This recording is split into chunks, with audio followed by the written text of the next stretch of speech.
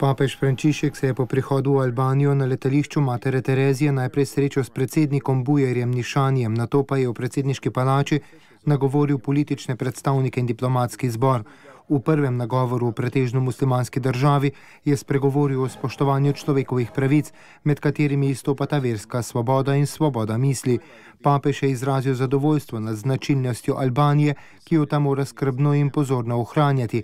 To je mirno sobivanje in sodelovanje med pripadniki različnih verstev.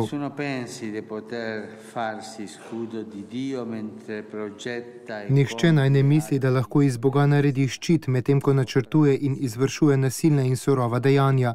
Nihče naj vere ne vzame kot izgovor za svoje dejanja, ki so nasprotna človekovemu dostojanstvu in njegovim temeljnim pravicam, na prvem mestu pravici do življenja in verske svobode za vse.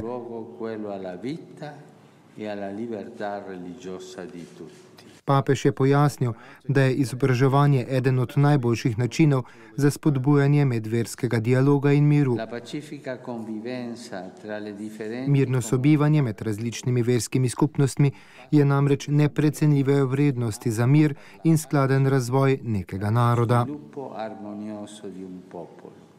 A prihaja tudi do novih izzivov, na katere je treba dati odgovore, je nadaljeval papež Frančišek.